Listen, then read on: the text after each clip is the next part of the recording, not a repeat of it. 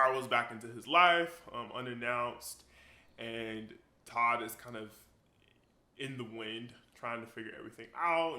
Why is my childhood nemesis back in my life? What does he want? And he has all these questions about Jack. And so me is trying to go back and forth between, is he the bad guy? Like, is he the problem? Is he the reason why? Everyone has their reasons for something, and what gets me is that the whole time Todd is trying to make it seem like Olivia is a bad person. Meanwhile,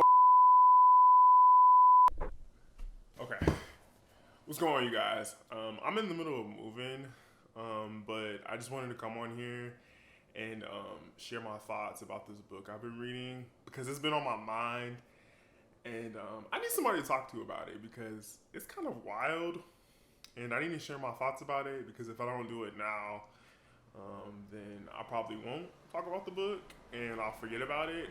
But yeah, I've been reading this book, grabbing it out of my backpack. I hope y'all don't mind the mess in my apartment. We're moving in, so you see all these boxes, ignore them. They're there. But yeah, I've been reading this book called Hawk Mountain by Conner Habib. I think that's how you pronounce his last name. I shared it in my last video when I was doing a book haul at Barnes and Noble, and it's pretty good. It's a page turner. I'm almost done with it. There's 6 parts, and I'm on the 4th part. And the summary of the story is just about 2 childhood nemesis that come together after 15 years, and they meet in a small town in New England where they were both they both grew up in and went to high school. And so it's basically like a back and forth between the past and the present. And the main character's name, he's kind of like an antagonist. I wouldn't call him like a hero of the story, but the main character, Todd, he has a son, Anthony, and the childhood nemesis who comes back into his life, his name is Jack, and they meet at the beach, and they're basically catching up about life, and Jack basically interrupts Todd's life while Todd is trying to be a single father. He's trying to adapt with the absence of his wife. His ex-wife left him to raise his son by himself, and Jack kind of spirals back into his life unannounced, and Todd is kind of in the wind trying to figure everything out. Why is my childhood nemesis back in my life? What does he want? And he has all these questions about Jack. And so basically a backstory about the relationship is Jack was Todd's childhood bully when they were in high school. And Jack basically bullied him, and he called him the F word, and he basically spread rumors in high school about him being gay and about him being attracted to men. And so there was a lot of tension with that, and you can kind of notice it with some of their interactions when they're meeting up and trying to figure out, why is this dude back in my life? Because I feel like if I had a childhood bully who came back into my life and they said a lot of horrible things about me, I wouldn't want anything to do with him. But oddly enough, Todd is very curious and peculiar about him, and he welcomes him back in his home, and he allows him to stay with him for a few days while Jack is visiting. So I got issues with Todd. I'm gonna be real. The rest of this video is probably gonna be it's probably gonna be spoilers. So if you're interested in reading this book, please check it out. Because there's a lot of saucy, juicy things that happen, and I don't want to spoil it for anybody who is curious about this book, because I really do recommend it. But with that said, pause the video if you want to read this book. If not, we're gonna spoil it. Because the reason why I have issue with Todd, because in the beginning of the book, you get the sense that he's kind of a victim, and you get the sense that he's been basically tormented by Jack, who said a lot of bad things about him. But he ends up turning into this antagonist where he basically I hate to spoil books, I really do, because I hate being that guy, but you've been warned. So basically it turns out that Jack basically came back into Todd's life because he wanted to come out and let him know that he's gay, and so he does that by basically giving him a unwelcome kiss. And what happens is Todd basically lashes out in a violent way, and he kills Jack. And his son Anthony, who was in the home at the time, clinged on to Jack, and he developed a really close relationship with him.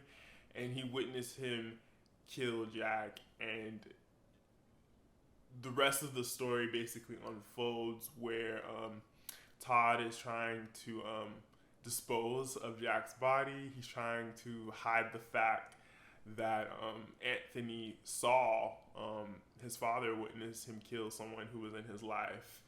And to me, he kind of evolves into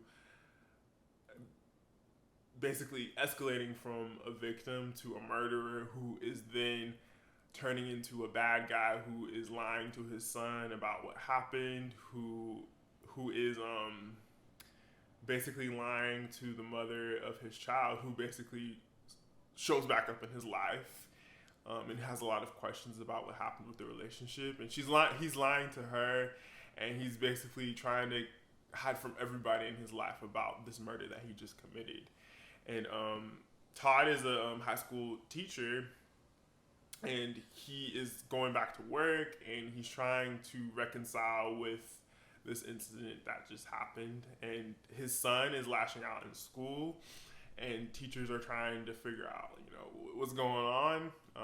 And Todd has basically been blaming his son's behavior based on his ex-wife, who's showing back up and trying to reconnect with her son, who she departed with.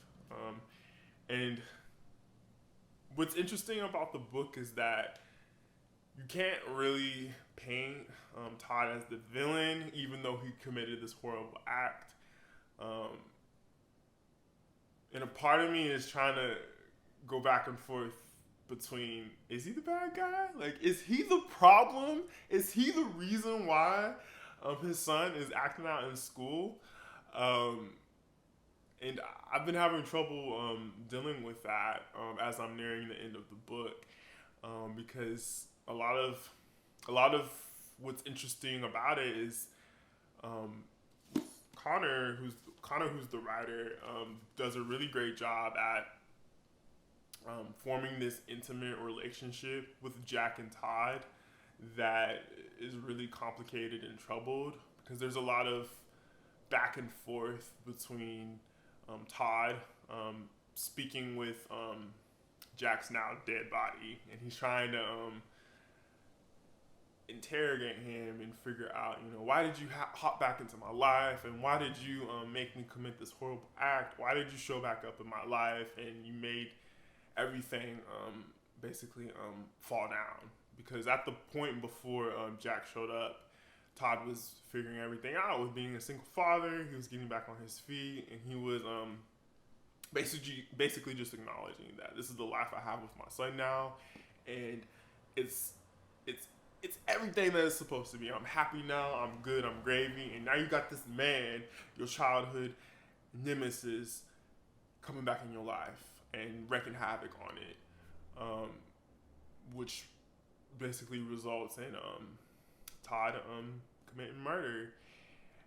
And I'm getting to the end of it, and I'm trying to figure out, like, whose side am I on?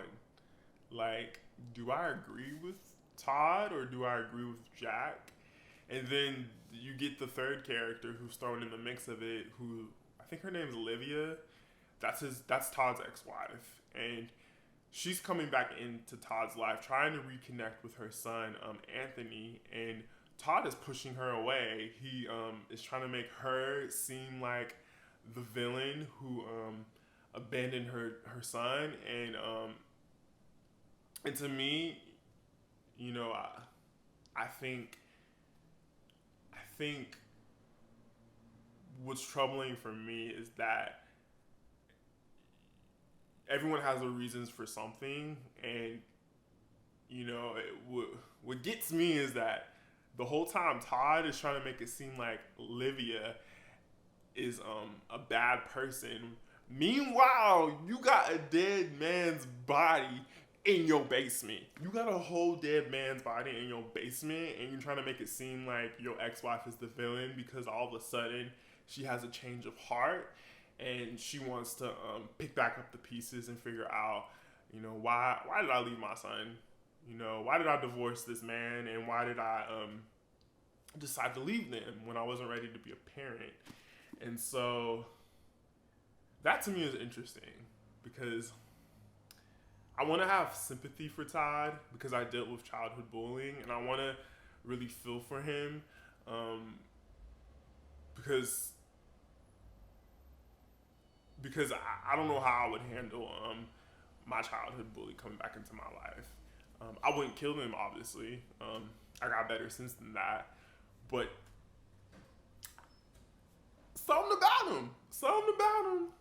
about him is just driving me insane. And I really needed to come on here and kind of share some of my first impressions with this book because it's a really good book. I've had it for about, I want to say, a week now, and I'm almost done with it. And that's the fastest in a while I've read a book. Normally, it takes me a long time to read a book. It probably takes me 2 or 3 weeks to read one book. And this book has kept me captivated for a while, and it's made me have complicated feelings about all of the characters. And I think that's all I really have to say. I don't know if I'll do a follow-up video because I'm towards the end of it, and this isn't like a proper review or anything. It's kind of just my first impressions on the book. But yeah, I recommend reading it, even if you stayed and watched this video and you learned about the spoilers. Because what's funny is I have a habit when I'm buying a book is flipping through the pages and reading a few sentences. And I think halfway through I flipped on the part where Todd murdered Jack, and so I knew some type of murder situation was going to happen, and that still didn't deter me from reading the book because you don't really know what's going to happen until it happens.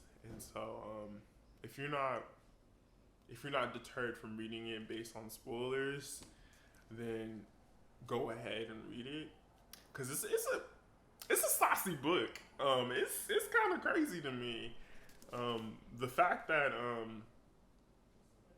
the main character would just go through all this trouble of creating these elaborate stories about his son, to me is just, it's maddening because I really like his son Anthony.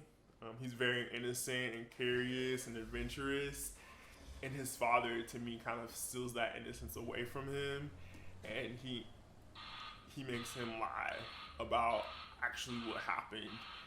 And I think to me that's kind of what makes Todd the villain, is that you've basically committed a terrible act, and then now you're punishing your son in multiple different ways. You're preventing him from seeing his mother, and you're causing harm by making him lie and hide the fact that this man entered his life again. And so that's one of the main threads throughout the course of this book, is just how one person's act can have a domino effect on multiple lives that are interweaved and overlapped. I'm rambling, and I got to do a lot of unpacking. But I wanted to share my thoughts on this book. It's called Hawk Mountain, and yeah, I recommend reading it. It's pretty good. Y'all go check it out if y'all want, and tell me how you think of it.